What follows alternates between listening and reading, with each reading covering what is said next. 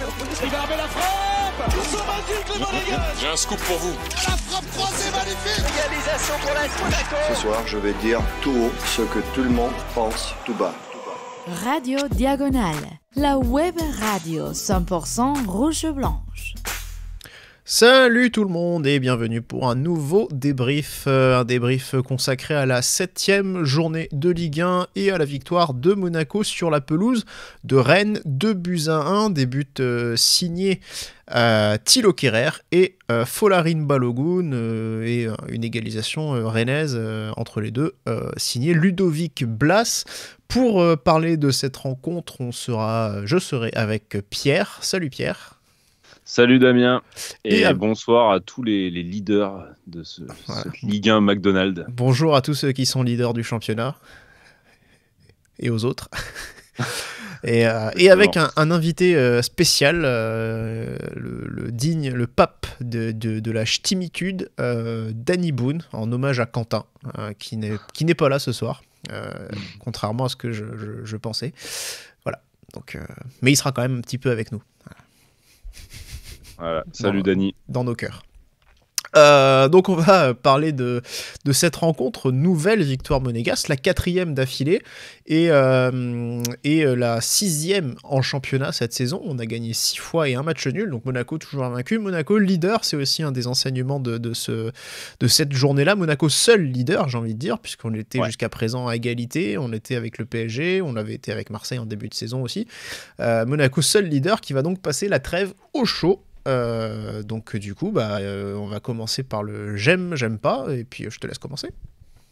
Ouais, moi ce que j'ai aimé c'est cette victoire après la Ligue des Champions. On sait que les enchaînements avec la Coupe d'Europe peuvent être un des petits pièges du fait de jouer plusieurs compétitions. Pour l'instant on n'est pas tombé dedans à chaque fois, donc c'est très bien. On ne perd pas, du moins derrière.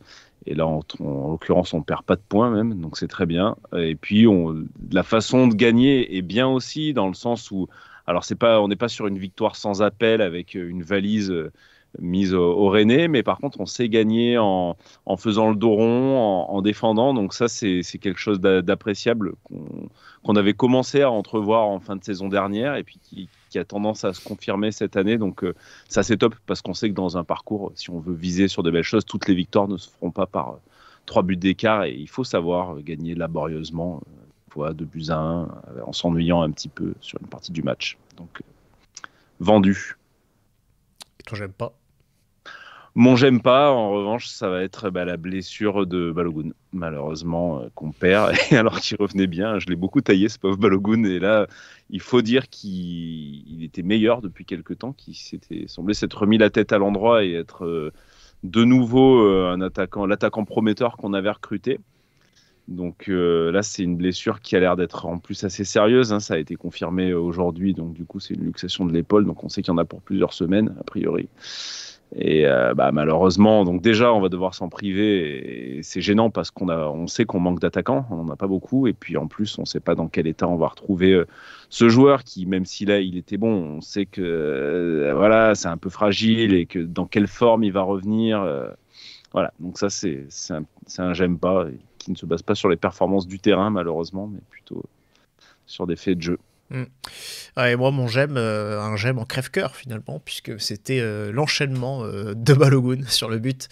Vraiment un enchaînement de grande classe que je trouvais. Alors une très belle passe au départ de Ben Seguir en plus, mais il fait un enchaînement très rapide, il mystifie Østigard. Et effectivement, c'était son 3e but en 4 matchs, sachant qu'en plus sur le but, le match où il ne marque pas, c'est celui contre Zagreb où il obtient le penalty. Donc ça veut dire qu'il était vraiment dans une très bonne forme, comme tu le signalais, et c'est vrai que on était enfin en train de se dire, on était en train de revoir ce Balogun qu'on espérait tant quand on l'avait acheté, et donc j'étais vraiment très content. J'avais mis, je l'avais mis en prono pire joueur, mais un peu à contre-cœur aussi forcément. J'avais pas envie parce que l'année dernière j'avais tellement envie de croire en lui, et c'est vrai que c'était une saison assez décevante, et qu'il n'y a pas aujourd'hui, tu te dis pas forcément, il y a beaucoup de joueurs qui avaient potentiellement montré pire que ce qu'il a pu faire l'an dernier. Bon, Finalement, il s'avère que c'était en fin de compte, avec ce but, c'est devenu notre meilleur buteur sur cette saison. Il va peut-être pas le rester longtemps, du coup, s'il va manquer 1 mois, 2 mois, voire plus. À titre de comparaison, l'an dernier, Ben Seguir, quand il se blesse, je crois c'est en octobre, aussi contre Lille, contre le groupe élite de Lille d'ailleurs, la réserve de Lille, puisque c'est le lendemain du match contre Lille avec les pros, où il était rentré un quart d'heure, il avait joué ensuite le lendemain avec les jeunes. Il se pète au bout de 30 minutes, et c'est la clavicule également, et luxation, et il revient au bout de 2 mois et demi. Voilà. Alors là, je sais pas si c'est clavicule, ça parlait de luxation de l'épaule, donc ça ferait déjà un truc en moins, parce que la clavicule, ouais, c'est très long, l'épaule... Ouais, luxation de l'épaule gauche aussi. Je sais pas après exactement. Okay. Je t'avoue dans le détail. Bon après parce que tu vois on a quand même eu alors grâce à l'AFP, prestigieuse agence de presse française, on a eu quand même un terme bien technique, truc que seuls les initiés peuvent connaître. Donc exactement luxation gléno-humérale de l'épaule gauche. Voilà, après pour ceux qui connaissent. N'hésitez pas à nous faire profiter de vos lumières, mais bon, nous, c'est pas notre... non, c'est juste qu'il est pas là. Mais voilà. Et donc, forcément, j'avais un peu le même j'aime pas que toi, c'est-à-dire que c'est un peu triste de voir un joueur qui semble en train de se relancer, qui finalement se retrouve vraiment coupé en plein élan. C'est vraiment triste, donc voilà. On espère qu'il reviendra aussi le plus tôt possible, évidemment, ne serait-ce que pour le bien de l'équipe, parce que c'est vrai que, comme tu l'as dit, on va avoir que 2 attaquants valides. Mbolo, qui quand même en ce moment met quand même pas beaucoup, met pas un pied devant l'autre, et Elini Kena, qui jusqu'à présent a fait de bonnes entrées, mais qui n'a jamais débuté en tant que titulaire, je crois. Qui est très jeune. Qui est très jeune, et qui pour le coup, contre Rennes, n'a pas fait une bonne entrée, par contre. Donc voilà. Mais bon, il aura sa chance, de fait. Mais voilà, on espère qu'il sera de retour, et ce serait pas mal s'il était de retour contre Arsenal le 11 décembre. Ça serait un beau signe pour lui. Après, ce serait bien qu'il soit de retour un petit peu avant si on veut qu'il performe contre Arsenal, mais bon, parce que c'est toujours aussi que les retours comme ça c'est quoi, c'est tu rentres à 10 minutes de la fin et tu fais pas grand chose, quoi. C'est malheureusement souvent ça, les retours de blessure. Ça sera peut-être un peu juste. Bon. Ouais, faut voir. C'est vrai que c'est dur d'estimer une durée sur ces trucs-là. Puis en plus, c'est des blessures à rechute souvent. Enfin, ouais, c'est quand même un calvaire. C'est bien dommage. Et ouais, on se retrouve avec 2 attaquants qui ont en plus un peu le même profil, quoi. Moi, je me faisais cette réflexion, quoi. Ouais. C'est que Mbolo, il est Nikena. Si tu veux un peu faire varier ton jeu dans un match, de toute façon, je pense qu'il va falloir bricoler et peut-être reconvertir à Kliouche en attaquant. Je pense plus Minamino, à mon avis. Ouais. Qui est pas très grand, quoi. Ouais, mais qui a été plus utilisé comme deuxième attaquant souvent, ou Ben Seguir. Ouais, qui a un peu ce défaut aussi d'être pas très grand, pas très physique, quoi. C'est leurs 2 problèmes, quoi. Mais ouais. Après, pour ça, on a déjà Elini Kena et Mbolo pour le physique. Ouais, c'est sûr. Mais tu vois, Balogun, il y a un truc là où il progressait. Et justement, t'en parlais sur son but. Ce qui était là où il commençait à être bon, c'est à être meilleur dans les duels, en fait. Il y a un truc où l'an dernier et même au début de cette année, c'était une catastrophe, surtout sur les appels, pas forcément les duels aériens, mais sur des appels où il faut jouer à l'épaule. Il était jamais juste pendant longtemps. Soit il faisait faute, soit il se faisait bouffer. Et là, il avait pris la mesure du poste. Et bon, j'ai un peu plus de doutes sur les autres qui sont pas habitués de ce poste et où finalement sur chaque appel, il faut que tu te bagarres un petit peu. Ouais. Après, de toute façon, je pense pas qu'on les fasse. Les solutions qu'on pourrait avoir à ce niveau-là, qui sont nos milieux offensifs, je pense pas qu'on les fasse vraiment jouer comme des attaquants de profondeur. Non. Comme c'est le cas avec Balogun. Je pense que ce sera plus sur des faux neufs qui tournent un peu autour d'un attaquant un peu plus physique, un peu plus fort dans le jeu de haut but. À mon avis, on sera plus sur quelque chose comme ça, sauf si quelque chose vient de l'équipe réserve, mais j'ai encore un peu de doute. Michal, c'est peut-être pas un profil de pur neuf, et Tondé, a priori, c'est trop limité. Johan Tincresse, qui est encore très jeune et je pense pas du tout prêt pour le haut niveau, donc voilà. Les solutions du centre aujourd'hui me paraissent pas forcément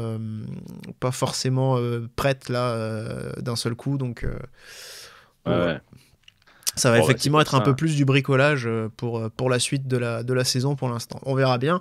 On va reparler quand même un petit peu de ce 11 de départ. Donc on avait Balogun qui était en pointe, mais surtout ce qui a changé, c'est donc le système, parce que jusqu'à présent, on a joué avec 4 défenseurs derrière. Et pour la première fois de la saison, du coup, à 18h, a choisi de jouer à 3.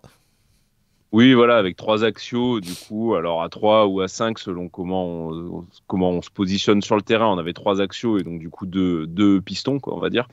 Et donc du coup, nos 3 axiaux qui étaient Mawissa, Kehrer et Singo. Je sais plus si on les a déjà vus les 3 alignés ensemble, même pendant un match, je ne crois pas. Vu que c'est la première fois qu'on joue une défense à 3, les 3 ensemble, non, c'est sûr que c'est la première fois. Non, mais tu sais pas, en cours de match, je veux dire, pas sur une compo de départ, mais en cours de match. Singo, quand il est rentré, des fois il rentrait milieu de terrain, donc je dirais qu'on n'est pas rentré, on n'est pas passé en 3. Mais après, Mawissa n'a pas beaucoup joué cette saison, donc du coup, les probabilités sont plutôt faibles et j'ai envie de te répondre non. Mais bon, faudrait. Ouais, donc du coup, 3 axiaux, c'est les 2 pistons qui étaient Ouattara et Vanderson.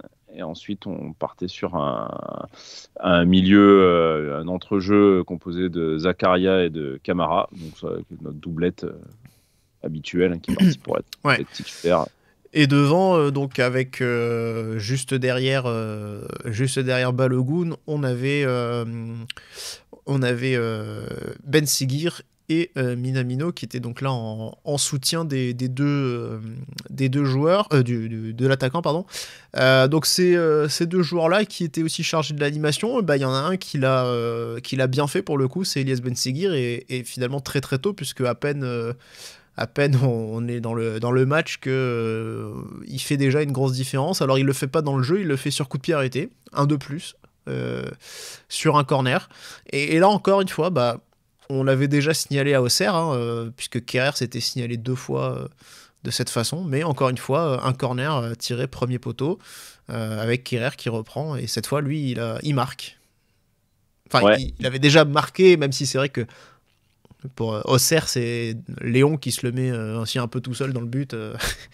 Oui, c'est une belle boulette du gardien. Là, c'est un vrai beau but, une vraie belle tête décroisée de Kehrer. C'est bien qu'on retrouve un peu un défenseur central qui a cette qualité-là sur corner. Ça nous a manqué aussi dans le temps, et c'est toujours bien pour débloquer la situation, ce genre de coup de pied arrêté. Donc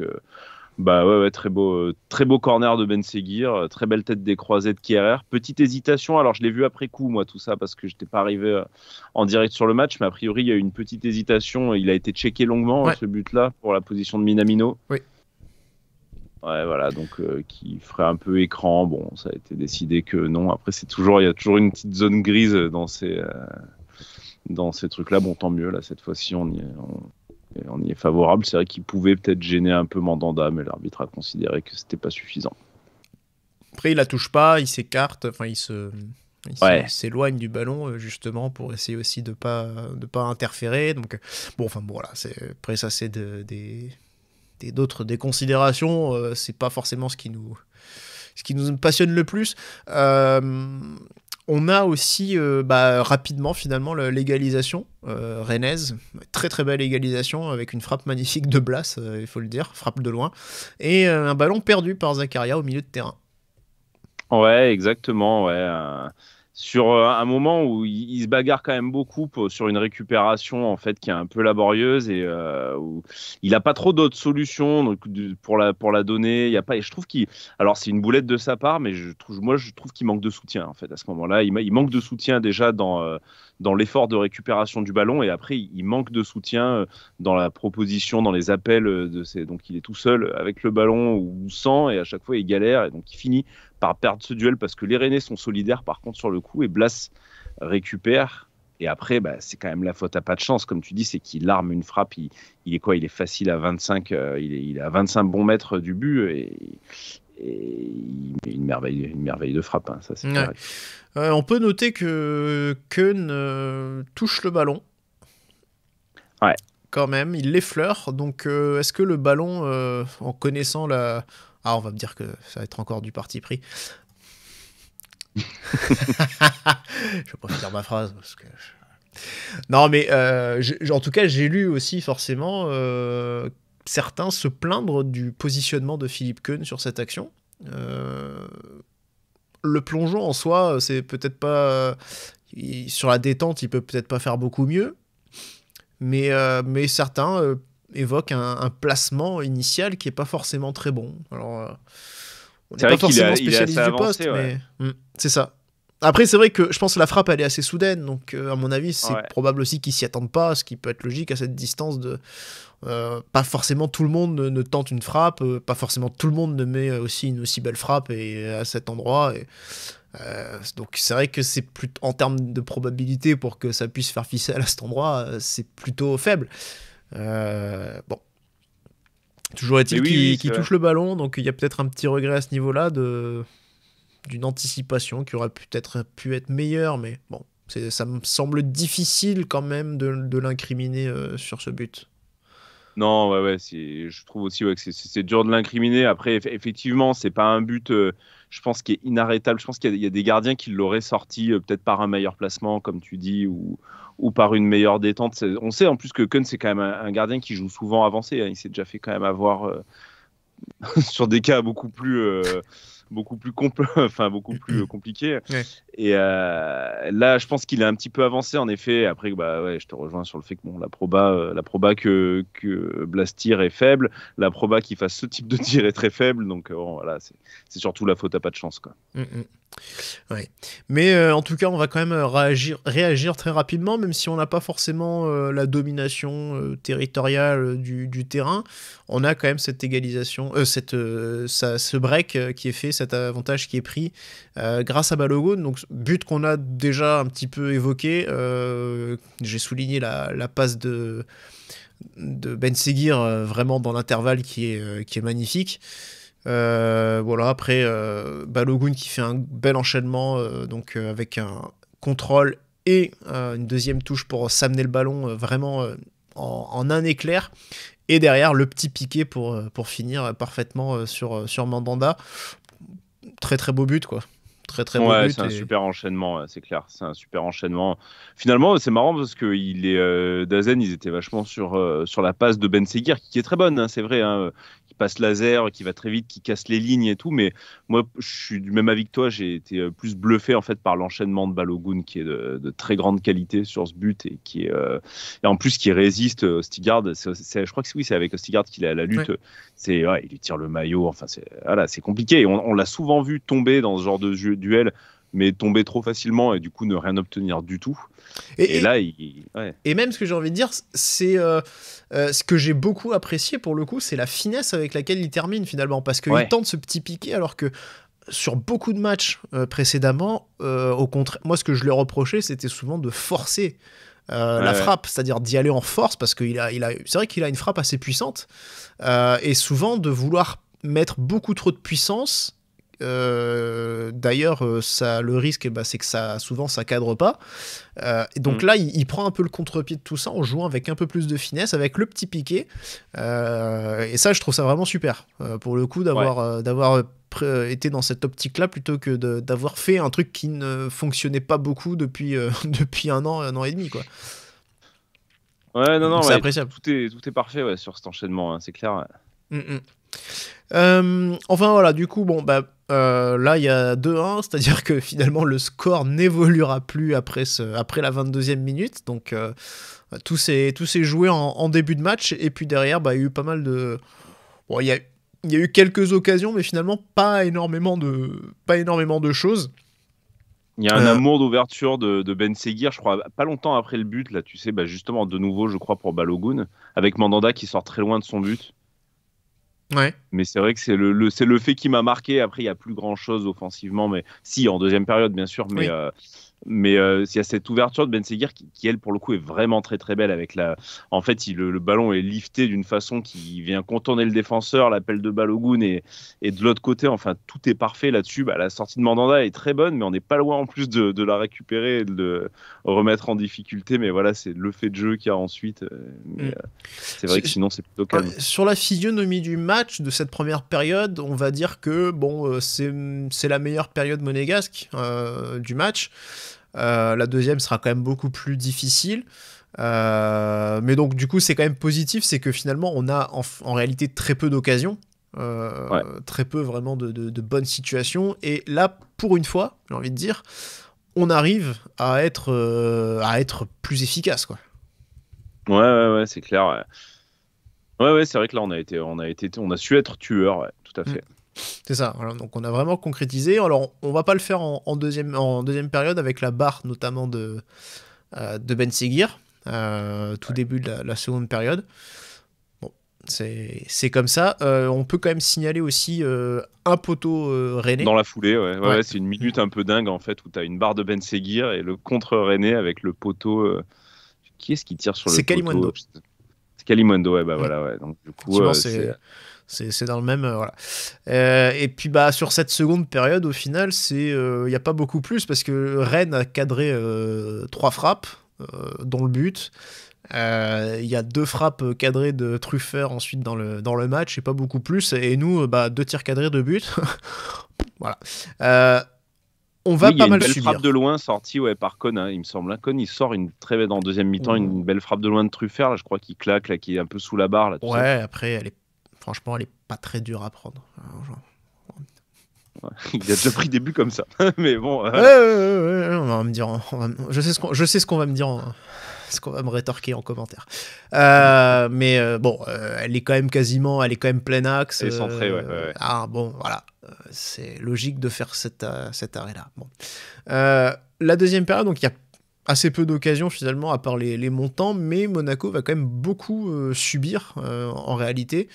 Mais voilà, on va faire plutôt le dos rond. Si on regarde quand même les statistiques de possession sur la seconde mi-temps, on est quand même à 60%, 61% pour Rennes, 39 pour Monaco, alors que c'était évidemment beaucoup plus équilibré un peu plus équilibré en tout cas lors de la première période, 56-44. Donc là voilà, il y a quand même une équipe qui est obligée de faire le dos rond, mais qui n'est pas vraiment inquiétée non plus, quoi. Ouais, tout à fait. On a su bien le faire et c'est une bonne chose d'être capable aussi de laisser autant de possession à l'adversaire sans se prendre le bouillon, quoi. Et on a su le faire parce qu'on a su défendre en fait loin de la surface, quoi. Donc globalement couper en fait l'herbe sous le pied des Rennais bien avant qu'ils nous mettent en danger, parce que c'est une équipe quand même qui a offensivement un petit peu de monde. Ils auraient pu nous mettre en difficulté, et je trouve qu'on a su. C'est aussi grâce à nos milieux, hein, y compris nos milieux offensifs qui ont quand même bien travaillé défensivement et qui ont bien fermé, je trouve, notamment sur les côtés en fait, les offensives rennaises. Ça traduit quand même cette résistance, ça traduit quand même une bonne, une autre mentalité, j'ai envie de dire. C'est un peu la question, est-ce que Monaco a un mental de champion? Je parle pas simplement de Monaco peut-il viser le titre, mais est-ce que Monaco justement démontre pas la qualité, la force mentale justement d'une équipe qui peut aller chercher quelque chose en fin de saison? Encore une fois, je parle pas spécifiquement de la Ligue 1 ou quoi, mais ça fait un peu écho à la déclat de Jean-Luc Ettori qui était dans le Parisien, qui justement a un peu cette réflexion finalement de se dire quand on voit Monaco, quand on voit comment ils réagissent, il me dit je serais surpris qu'il n'y ait pas quelque chose au bout de la saison, on sent les joueurs qui seraient déçus de ne pas gagner. Donc il y a l'air d'avoir une ambition, quelque chose d'assez fort qui se dégage, quoi. Oui, c'est clair qu'il y a quelque chose. On en a en plus souvent parlé dans les équipes précédentes de Monaco. On s'est souvent désolé de cette faiblesse mentale qui malheureusement a été un énorme point négatif de notre équipe pendant plusieurs saisons et nous a fait passer à côté de victoires et de tournants importants. Et c'est vrai que on a vu ce défaut-là se gommer un peu dans la saison dernière avec quelques petits accidents, mais globalement déjà on sentait que c'était moins le cas. Et là, j'aime pas trop m'enflammer. On a fait que 7 journées de Ligue 1, 2 de Ligue des Champions. C'est pas non plus, voilà, on est que sur le début de saison, mais effectivement on retrouve ces marqueurs-là et encore plus confirmés. que sur la saison passée, effectivement, avec, c'est ce que je disais en préambule de ce débrief, le fait de savoir gagner en faisant le dos rond, le fait de savoir revenir dans des matchs où t'as pas l'air d'être dedans, comme on a su faire à Zagreb. Donc effectivement, il y a une force mentale qui se dégage de cette équipe avec du coup des leaders et puis aussi peut-être des jeunes qui, je pense que c'est quelque chose de collectif, quoi, en fait, qui disent non, faut pas se laisser abattre par une situation quand elle était défavorable. Il y a qu'une seule fois finalement où on n'a pas su le faire, c'est contre Lens, quand on se fait égaliser à la 94e sur penalty. C'est un peu la seule fois où, en fin de compte, on a craqué cette saison. Puisque autrement, à Zagreb, les conditions sont particulières et et finalement, ça tourne quand même dans le bon sens pour toi. Rennes, Montpellier, tu es accroché et puis tu gagnes. Donc déjà, tu as ces deux-là en une semaine. Et là, Rennes, c'est un petit peu différent parce que c'est au contraire une résistance pendant 45 minutes pour garder les 3 points. Donc c'est quand même, c'est à chaque fois c'est un petit peu des scénarios à chaque fois différents. Mais c'est des scénarios où finalement à chaque fois on en tire, on ressort quelque chose, soit on prend une victoire carrément, soit on arrive à ramener à chaque fois un petit truc. Donc ça c'est vrai que c'est très fort. Alors il y en a qui disaient déjà un petit peu les Leverkusen l'an dernier quand ils font 15 fois ils reviennent dans le temps additionnel quand ils sont champions. C'est vrai que ça sont peut-être des signes qui trompent pas finalement. Et tu parlais aussi de taulier, c'est assez marrant. On a vraiment, je trouve, un vrai leadership qui se dégage de cette équipe, de certains joueurs dans cette équipe. Zakaria, bien sûr, le capitaine, et Kehrer, qui pour le coup, moi, je l'attendais vraiment pas, je le pensais vraiment pas capable de ça. Surtout qu'en plus, dans le même temps, il fait aussi des bonnes performances. Je trouve que c'est une vraie différence par rapport à l'an dernier, où on avait un capitaine qui était ultra discret, nonobstant ses affaires personnelles en plus, mais qui de base n'était pas forcément non plus là. On avait un Fofana, mais qui était, je pense, finalement c'était peut-être vraiment Fofana, un peu le patron du vestiaire l'an dernier, mais qui était très discret, qui était assez décrié déjà de base, et qui finalement sur le terrain donnait l'impression d'être un peu moins expansif, d'être un peu plus discret. Zakaria venait juste d'arriver, Maripane, oui, je pense que c'était moins un leader que les précédents que tu as cités, c'est clair.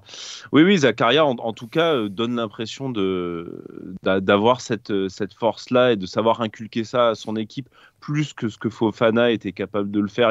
Ça a l'air d'être un joueur plus mature. Après, il n'a pas le même CV que Fofana, tu vois. C'est exactement ça, pardon, je te coupe, mais c'est plus dans la capacité à le transmettre aux autres aussi, où j'ai l'impression qu'il y a finalement ce leadership, il se diffuse en fait beaucoup plus facilement dans le vestiaire. C'est plus ça, c'est pas dire que Fofana n'était pas un leader ou qu'il était un mauvais leader ou quoi, c'est juste que peut-être il avait peut-être moins cette qualité, on va dire, pour le diffuser aux autres. C'est peut-être plus dans ce sens-là, tu vois, et qui fait que les autres sont au diapason.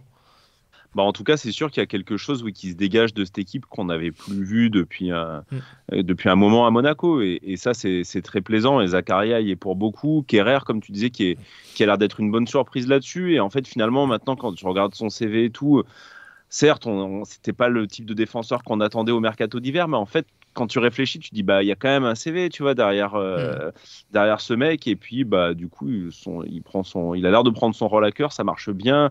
Je pense qu'un gars comme Minamino aussi, même s'il doit y avoir un peu la barrière de la langue, etc. Pareil. Disons que j'ai l'impression que c'est des gars qui ont du caractère et qui ont envie de gagner, qui n'ont pas envie qui vont pas se laisser submerger par des situations défavorables. Et même dans les jeunes, tu vois, quelqu'un comme Ben Seguir, ça a pas l'air d'être quelqu'un non plus. J'ai l'impression qu'il a cette mentalité-là aussi, parce que tu as aussi besoin dans ce truc-là que les jeunes suivent les tauliers, quoi, dans tous les cas. Ouais, mais Ben Seguir, c'est vrai que franchement, pour l'avoir, moi je l'ai pas eu, mais j'ai vu, j'ai entendu ses confs. Il y a un mec qui est intelligent, quoi. On sent, tu vois, il a 19 ans, mais il il sait s'exprimer correctement, il sait répondre aux questions. Je veux dire, il y a une intelligence derrière ce garçon, tu vois. C'est pas, t'en as certains, c'est plus vide, tu vois. Lui, tu sens que voilà, il y en a là-dedans. Donc voilà, je pense quelque part ça se traduit aussi sur le terrain parce qu'il a aussi une bonne vision du jeu, donc ça se sent. Mais voilà, quand il répond, il est clair, c'est carré, donc il n'y a pas de voilà. Et c'est vrai que c'est quelqu'un qui en plus fait énormément d'efforts sur le terrain. Hutter l'a loué. Aussi en conf pour son travail défensif qui faisait un peu moins avant, mais que là il fait beaucoup plus. Donc c'est ça qui est vraiment chouette, c'est qu'on a des jeunes qui ont vraiment la bonne mentalité. Et moi ce qui m'étonne vraiment cette saison, c'est de voir à quel point tous ces éléments s'imbriquent très bien. On sait en football, hein, c'est souvent aussi un groupe, c'est souvent une question d'alchimie, d'avoir des choses qui fonctionnent, qui vont de soi. En 2017, on a tous un peu vécu, je pense, sur les réseaux sociaux, les stories de Benjamin Mendy ou d'autres, les stories où il se foutait de la gueule de Mbappé ou autres. On voyait tous les délires qu'il pouvait avoir dans le groupe. Tu te dis, alors là c'est peut-être moins le cas, c'est peut-être pas la même, mais on sent qu'il y a un truc vraiment qui est né avec ce groupe aussi. Et peut-être, je dis bien peut-être, que Skuro et Avina ont réussi le pari de créer un groupe qui a vraiment quelque chose. Peut-être qu'ils ont réussi ce pari-là qui est jamais simple, qui est très difficile en réalité à réaliser. Qui surtout est long en fait, et finalement tu vois que ce groupe et c'est là où il y a un petit parallèle avec 2017, et écoute, on verra sur la suite, mais c'est que c'est un groupe qui a été créé sur plusieurs années encore, celui-ci, parce que finalement tu reposes aussi sur des gars comme Caio Henrique qui est là depuis un moment, comme Ben Seguir, ça fait 2 saisons qu'il est sorti, la Cliouche aussi qui était là quand même s'ils sont très jeunes, mais tu vois des mecs comme Camara, des mecs comme tu vois, qui viennent d'arriver. Bon, lui il est titulaire, mais aussi un peu par la force des choses parce que t'as pas tellement d'autres solutions, mais tu sens que je sais pas, ces mecs là ça rentre tout de suite dans le moule, ça rentre tout de suite direct, voilà, ça il y a un bon fit, tu vois, au niveau de la mentalité. On sent que tout le monde est sur la même ligne, au même diapason, et c'est ça que c'est cette alchimie qui est, à mon avis, que on a très peu en réalité, qui est plutôt rare à trouver en réalité quand on regarde l'histoire de Monaco. Tu peux avoir des belles équipes, mais des équipes qui ont ce petit truc en plus spécial, c'est forcément c'est les années de titres, hein, souvent, voilà, c'est ça, et voilà, et on n'a pas non plus des titres tout le tour du ventre. Alors, on en a pas mal, quand même. On en a un par décennie, quand même, ce qui est déjà pas mal. Voilà. Mais bon. Mais on n'en a pas, on n'est pas le Real Madrid, on n'en a pas 3 par an déjà, et on n'en a pas tout pendant 10 ans en une série, tu vois. Enfin, on n'est pas ce genre de club, quoi. On les enchaîne pas. Non. Mais on est d'accord qu'il y a des marqueurs, et le fait que ce soit une équipe qui est. Je trouve qu'il a mis du temps à se construire, mais du coup qui a l'air d'être bien huilé. C'est quelque chose d'intéressant et qui peut nous dire qu'il va y avoir quelque chose de plus peut-être cette année. Il faut voir. Après, par rapport à l'ambiance du groupe, là où je tempère toujours un petit peu, c'est que un groupe où sur 7 matchs, tu as gagné 6 fois et tu as fait un match nul, si personne peut se blairer, c'est qu'il y a un problème, quoi. Tu vois, les soucis viennent souvent aussi avec des phases moins bonnes, et c'est ça qu'il faudra voir comment l'équipe gère. Je garde quand même aussi en mémoire que l'an dernier, on démarre très très fort et qu'on fait un automne très mauvais. Ouais. Et donc après, à voir comment cette équipe-là, justement, ça va être intéressant de voir, parce que j'ai pas hâte d'y arriver, mais on risque quand même de connaître la défaite un jour. Hein. Donc, a priori. Oui, a priori, voilà. Ouais. Donc, autant je faisais la comparaison avec Leverkusen tout à l'heure, enfin une comparaison entre guillemets, je sais pas non plus. Autant je suis pas sûr qu'on fasse comme eux une saison invaincue. Oui, c'est extrêmement rare, quand même Paris a été incapable de le faire avec des moyens surdimensionnés en Ligue 1. C'est très, très compliqué de garder un groupe concerné aussi longtemps. Et il faudra voir comment cette équipe va gérer les moments un peu plus difficiles. C'est-à-dire que là, tu es en haut de la vague, c'est super, tout le monde est content. Là, tu vois, Balogun, c'est peut-être un peu le premier écueil là, avec une blessure. Tu vas commencer à rentrer dans le cœur de l'automne avec peut-être des blessures, des méformes, etc. À voir comment toute cette alchimie reste à peu près en place. Après, souhaitons-nous le meilleur. En tout cas, c'est vrai que les ingrédients sont là. Ouais. Ouais. On va passer au top flop. Du coup, on a parlé de Balogun. Je pense que on a compris que ça faisait partie de nos tops, évidemment. Ouais. Comme on en a pas mal parlé, on va peut-être passer tout de suite à un autre top. C'était Ben Seguir, Elias Ben Seguir. Bon, lui aussi, on en a un petit peu parlé, mais c'est vrai que pour moi, c'était clairement le meilleur monégasque du match. Visiblement, même les Rennais étaient impressionnés. Ouais, pour moi, c'est l'homme du match aussi, Ben Seguir. Déjà, de par le fait qu'il est double passeur, et puis en plus, pas non des moindres. À chaque fois, c'est pas des parpaings qu'il envoie au milieu d'une zone de but. Donc, c'est quand même beaucoup plus, des places plus complexes. Et puis, dans le jeu, moi, je le trouve très impressionnant. Je l'ai trouvé très impressionnant à faire des différences, que ce soit par la passe ou par le dribble, des différences très importantes. Il est pas loin de marquer un but juste magnifique. Parce que sa frappe Mandanda est complètement battue et puis c'est presque une feuille morte là quand tu vois comme elle retombe et tout. Enfin, ça aurait été vraiment un super beau but. Et puis comme tu disais, et ça moi je trouve que c'est toujours très important pour les milieux offensifs parce qu'ils sont rares ceux qui savent le faire. Ils commencent à savoir défendre.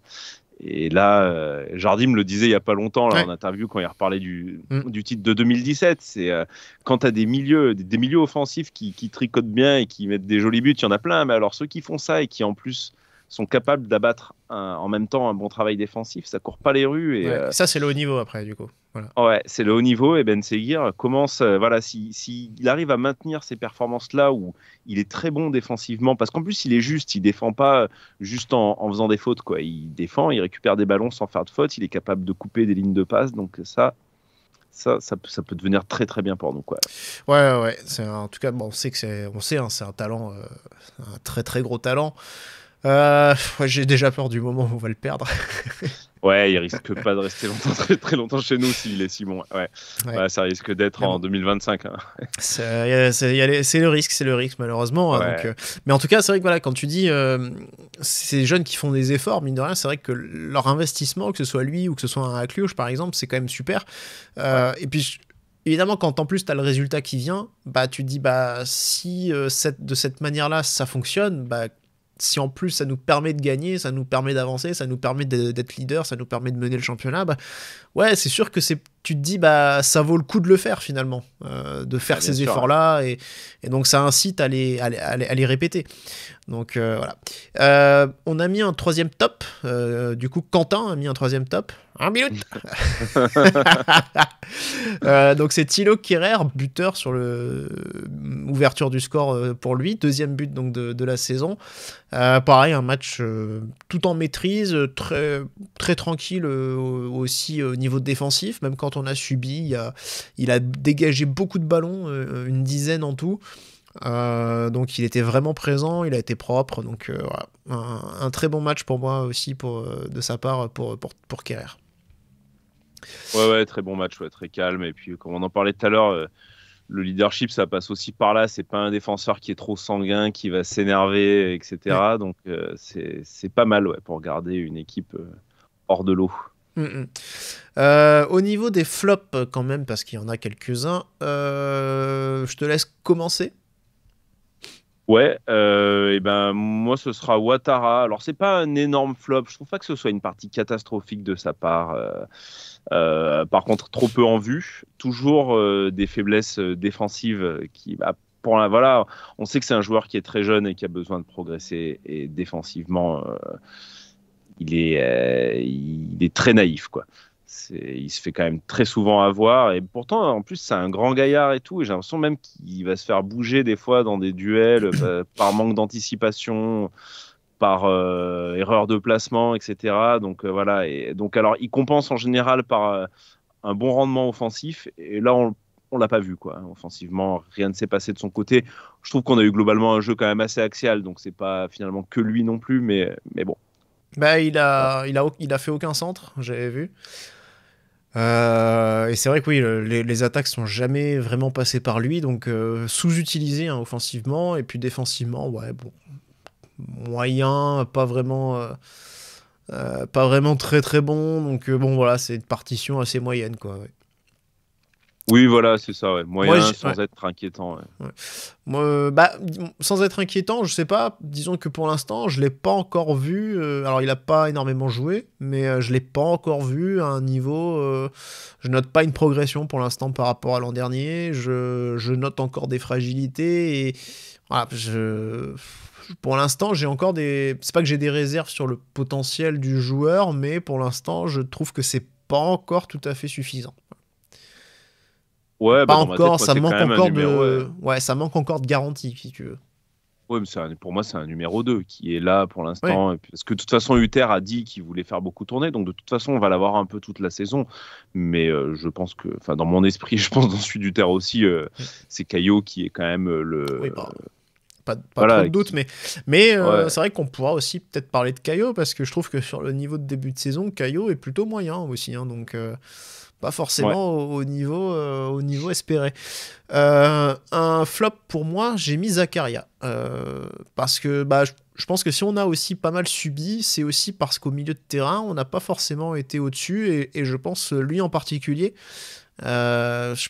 je pense que les matchs où on a eu le moins de maîtrise, en fin de compte, cette saison, et j'écarte un peu Zagreb parce que c'est un match un peu particulier, et quand bien même finalement à Zagreb c'est aussi un peu lui qui sort du lot, mais les deux matchs où finalement on est moins bien dans le jeu et on est plutôt dominé, c'est contre Lens et contre Rennes. Lens il est pas là, il joue pas, si je dis pas de bêtises.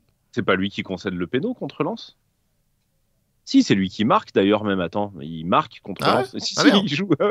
Attends, tu me fais douter, mais pour moi, il marque et il concède le penalty, hein, je crois même.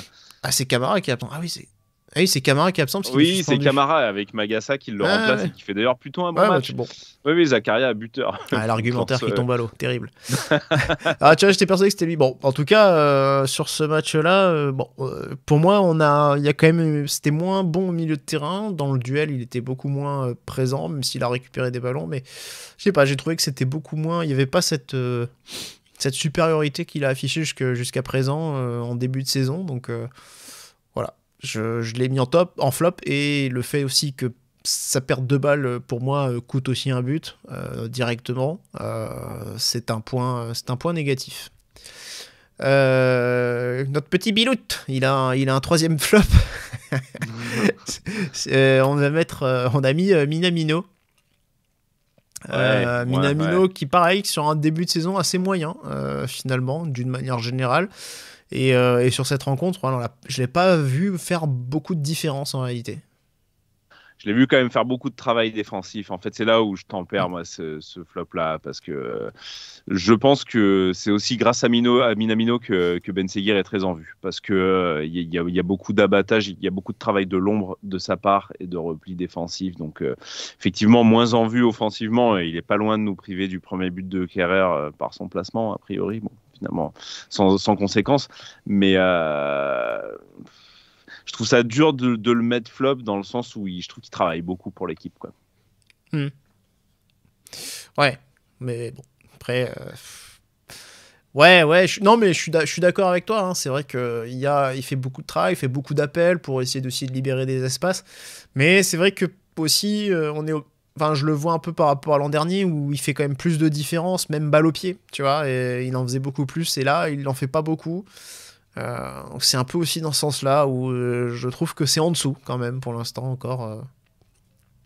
Ouais, offensivement, il est moins en vue. De toute façon, ne serait-ce que dans les stats, il est moins en vue que l'an dernier à la même époque. Hein, ça, c'est certain. Vu que l'an dernier à la même époque, c'était probablement un des meilleurs joueurs de Ligue 1. Oui. Donc là, on n'en est pas là, mais tu vois, tout à l'heure, je te disais que nos milieux avaient très bien défendu, et ce qui fait que les Rennais n'ont pas finalement eu trop de possibilités, notamment sur les ailes. Il en est quand même très responsable. On a été assez tranquille, je trouve globalement, même sur l'aile droite. Ça s'est plutôt bien passé. Et pour en revenir, tu vois, à Zakaria, je trouve quand même que pareil, c'est des joueurs qui se donnent, alors avec plus ou moins de succès. Zakaria a fait des meilleurs matchs chez nous, mais il y a quand même un effort défensif à souligner. Non, mais attention, je dis pas que qu'ils se sont planqués, que les mecs trichent. Non, c'est pas du tout ce que je dis. Hein. C'est juste qu'après, sur le contexte d'un match, tu peux être moins bon dans un moins bon jour. Je suis pas du tout en train de dire que c'est les tirs au flanc. Non, ouais, voilà, c'est des flops, mais ils étaient pas empruntés, je trouve. Donc, voilà, c'est ça. Bah, très bien. Bah voilà, hein, écoute, ce qu'on pouvait dire sur le match. Donc on rappelle, victoire de buts à 1, Monaco leader en tête du championnat avec 2 points d'avance sur Paris, 19 points pris sur 21. On est énorme. Quand même sur un très très gros début de saison, un des meilleurs. Alors je sais pas, j'ai vu les comparaisons, j'ai rapidement vu passer, mais j'ai pas vraiment fait attention sur les meilleurs départs de saison depuis 60 et 61. Enfin, ça date du premier titre, quoi, certainement. Oui, voilà, c'est ça, ce que j'ai vu aussi. Ouais. Donc, voilà. En tout cas, 7 matchs est toujours invaincu. Alors, on n'est pas les seuls, mine de rien, puisque Paris et Lens aussi sont toujours invaincus. Ouais. Donc voilà. Donc, en tout cas, nous, on passe la trêve bien au chaud. Dans notre fauteuil de leader, mais attention parce qu'il y a quand même des gros matchs qui arrivent aussi. On a encore Lille à jouer, on aura l'Étoile Rouge, on aura Nice qui a quand même emmerdé le PSG un partout. On a tous les gros à jouer encore en Ligue 1. De toute façon, on a eu personne pour l'instant. On a eu Lyon. Est-ce qu'on peut considérer Lyon comme un gros cette année? J'ai pas l'impression que ce soit parti pour être un cadre du championnat. Après, non, mais je pense que Lyon ce sera européen à la fin de la saison. Ce qu'on pouvait pas forcément prédire quand on les a joués parce que clairement ils étaient à la ramasse complet. C'est terrible, ouais. Mais c'est vrai que jusqu'à présent, alors on a eu certains matchs où on a été vraiment très dominateur, d'autres matchs où on a eu plus de mal, mais au final c'est vrai que les 2 équipes qui sont vraiment qui nous ont un peu plus emmerdés, c'est les 2 équipes qu'on attendrait logiquement aux avant-postes ou plus ou moins dans les places européennes, c'est Lens et Rennes. Alors Rennes, je sais pas du tout s'ils vont réussir à se qualifier pour l'Europe cette saison, s'ils vont être dans le top 7. Mais Lens, a priori, il y a des chances qu'ils y soient. Mais voilà, c'est vrai que mine de rien, le reste après, c'est des adversaires plutôt faibles aussi. Montpellier, Auxerre, Saint-Etienne. Voilà, donc il y a pas. Donc comme tu dis, il y a tous les gros à jouer. Maintenant, c'est vrai que être capable en étant dominé de faire le dos rond comme on l'a fait contre Rennes, ça peut aussi être un motif d'espoir. Ça veut dire que clairement on est une des équipes qui défend le mieux cette saison. Ça c'est un énorme changement par rapport à la saison dernière. Qu'est-ce qui l'explique, je ne sais pas. Mais si on l'a un petit peu expliqué, comme tu disais, des joueurs sur les côtés, des milieux offensifs qui font un énorme travail pour défendre, qui font les retours. Ça compte énormément, c'est pas que la défense, c'est tout un truc c'est toute une équipe qui défend. Mais voilà, en tout cas, il y a une énorme différence par rapport à l'an dernier. Donc on verra bien. C'est vrai que si on continue comme ça, on peut aussi espérer obtenir des bons résultats contre les plus gros. Et donc on verra face à Lille déjà, qui sera le prochain match. Ouais. Oui, voilà, on va avoir un match test direct parce que Lille, c'est une équipe qui est en forme, qui est très bonne. Hein, donc on va voir ce que ça donne. Qui a un très bon gardien aussi, donc Chevalier. Ouais. Donc on verra. Donc le match est prévu le 18 octobre, donc ce sera vendredi soir. Ce sera le vendredi soir, ouais. Donc écoute, à Monaco, on a la chance de recevoir ce match. C'est vrai. C'est vrai, donc on espère évidemment l'emporter. L'occasion de faire quelques paris aussi. Oui, les paris. Donc on va revenir sur ceux de Rennes déjà. Donc Rennes, on avait Adrien qui avait pronostiqué Zakaria titulaire. Voilà. Le pari, aucun risque, quoi. Voilà. Moi je pense que... moi je fais un prono pour Lille. A priori, vendredi à 20h45, il fera nuit. Voilà. On joue en rouge et blanc. on joue et 100% des titres ont été acquis avec un maillot à domicile rouge et blanc. Voilà. Il y aura de la pelouse. Il fera nuit. Voilà. 2 pronos, je pense qu'à mon avis, il y a moyen de miser dessus. Peut-être quelques idées de combiner du coup pour Adri là, pour l'aider un petit peu. On peut plusieurs trucs. Ouais. Voilà. Quentin nous avait mis un nul avec les deux équipes qui marquent, donc les deux équipes ont marqué, mais il y a quand même eu une victoire. Et Rome nous avait mis Ouattara titulaire. Donc c'est un bon prono validé pour Rome aussi, 2/3. Alors nous, qu'est-ce qu'on va mettre pour le match de Lille ? Nous, on va se mouiller un peu, on va pas parier sur des titularisations ou je sais pas quoi là, parce que sinon on va pas s'en sortir. Moi, pour Lille, je vais dire que notre attaquant Brelen Bolo, pas très en forme pour l'instant, va marquer son premier but de la saison. Voilà. Très bien. Et moi, ça va être un carton jaune pour Denis Zakaria. Ah punaise. Non mais ça y est, ils veulent tous gagner leur pari. Vous avez misé de l'argent ou quoi les gars? C'est trop facile ça. Je m'explique parce que là il a été averti 2 fois d'affilée sur les 2 derniers matchs. Ah ouais. Donc il lui en reste un à prendre. Alors s'il en prend un contre Lille, il sera pas suspendu contre Nice. Il sera suspendu contre Angers. A priori, face à la Lanterne Rouge, s'il y a un match à rater, c'est peut-être plutôt celui-là. Donc, s'il est plus malin que Golovin, il fait ça, ouais. S'il est niveau Golovin, il prend le carton contre Angers et il se fait suspendre au match important qu'il y a après. Voilà, c'est ce que je me dis. Parce qu'après, c'est Strasbourg. Strasbourg, je pense que ça peut être un peu moins facile qu'Angers quand même. Strasbourg est plutôt bien placé. Et il y a un petit prono Bilout quand même. Petit prono Bilout. Quentin, le petit prono Bilout Quentin. Quentin titulaire. Non, blague à part. Quentin, donc Majewski. C'est pas un prono, c'est plus un conseil à 18h. Attention, mets-moi Majewski titulaire contre Lille après la trêve. Voilà. Il a intérêt d'être titulaire. Il était sur le banc, mais j'ai pas fait attention contre Rennes. Là, il était dans le groupe sur les derniers matchs. Ouais. Mais, Après, voilà, il avait dit, il y a 3 matchs en 8 jours qui arrivent. Keun sera dans les buts, en gros, voilà. Il avait laissé entendre que le mec jouerait les 3 matchs avant la trêve. Et s'il y a un changement à faire, il sera fait après la trêve. Donc, ouais, ça va être un sujet pour lui. Je l'attends, ce changement. Nous, on a tous notre avis là-dessus. Après, j'imagine que ça va... Ouais, je pense. Voilà. On en a parlé, il me semble que oui, on était assez unanime là-dessus dans l'équipe Radio Diagonale. Mais après, je pense que pour Uther, c'est une autre décision. Enfin, c'est un truc qui est pas cool à annoncer à ton gardien remplaçant, même si ça peut couler de source du fait de la saison dernière. Ça reste un truc un peu chiant qui va devoir annoncer, à dire bon bah voilà, merci pour les travaux et à bientôt pour la Coupe de France. Ouais, non, mais c'est vrai que ce sera forcément, pour l'un comme pour l'autre, ce sera pas forcément agréable à entendre, sauf si ça a été clair dès le début en interne. Ça, Uther avait été clair à la fin de la saison en disant Majewski sera notre titulaire. Jusqu'à présent, après, il a toujours un peu botté en touche, il a jamais voulu aborder le sujet en disant l'autre il est blessé, donc la question se pose pas. Maintenant, voilà, quand on voit Philippe Keun qui fait un meilleur début de saison, c'est vrai, mais 2 choses, je trouve quand même qu'il y a encore des fragilités. On l'a encore vu sur les derniers matchs. Et surtout, Monaco est l'équipe qui concède le moins de tirs en Ligue 1. Donc, mais ok, il y a des arrêts, mais c'est aussi ce qui est révélateur de la bonne défense monégasque. C'est-à-dire qu'on subit très peu de tirs. Et ça aide, très clairement, ça aide Philippe Keun.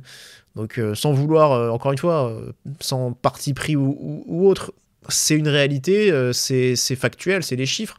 Donc si ça va mieux, tant mieux, mais je suis pas convaincu que ce soit quand même meilleur que Majewski. En tout cas, je l'ai toujours pas vu faire une performance du niveau de Majewski, notamment ce qu'il avait sorti contre Lens en coupe début d'année, en janvier, où il avait été absolument monstrueux. Je veux dire, il a jamais fait une performance comme ça. Donc, mais moi je suis d'accord, j'ai envie de revoir Majewski aussi. J'espère, parce qu'on ne sait jamais sur les jeunes avec les blessures, j'espère qu'on va le retrouver dans le niveau qu'on l'a vu l'année dernière.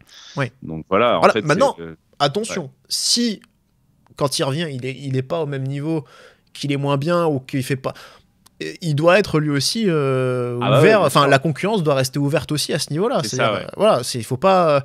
Tu vois, faut pas non plus être en mode mais c'est bon et rester inflexible derrière, même s'il est pas performant. Il faut Il faut être juste. Hein. Exactement, la c'est ça que concurrence, j'aime bien, elle est pour tout le monde. de les garder les deux sous pression. Absolument. Je suis d'accord, complètement. Ouais. C'est ça. Donc bon. Oh voilà, c'est plus un, mais c'est un avertissement, c'est un prono-avertissement.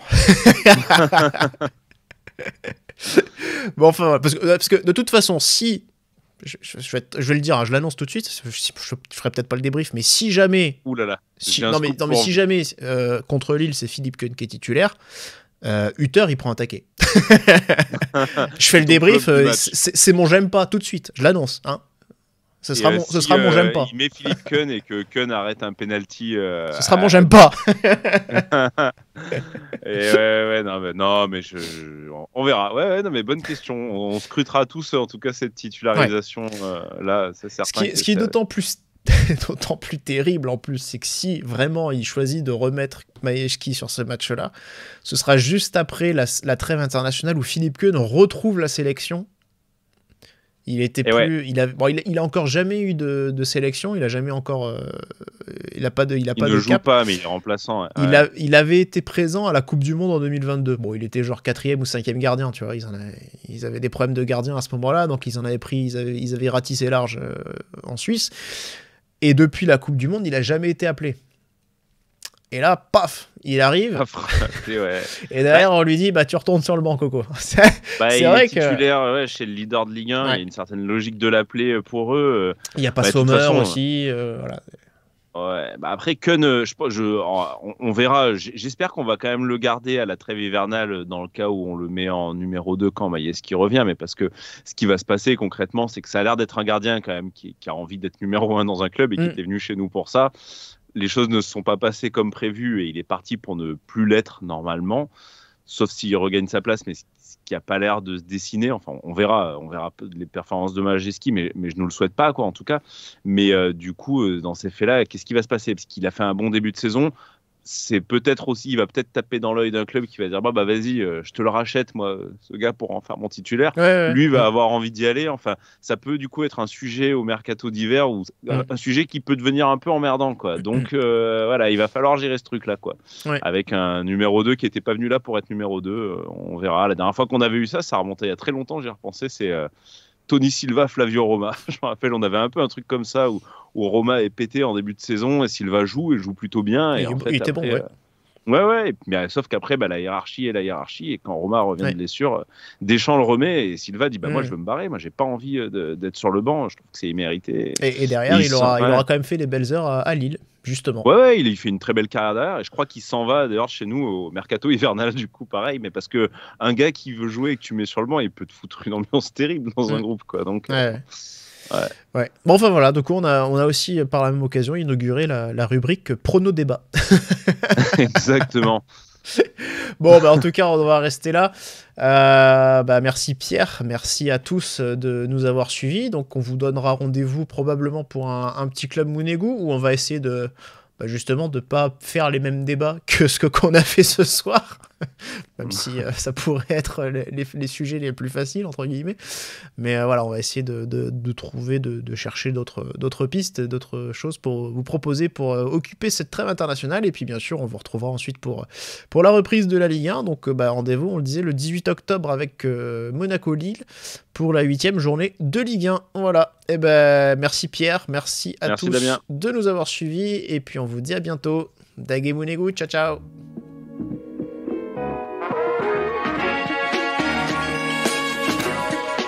Et bisous.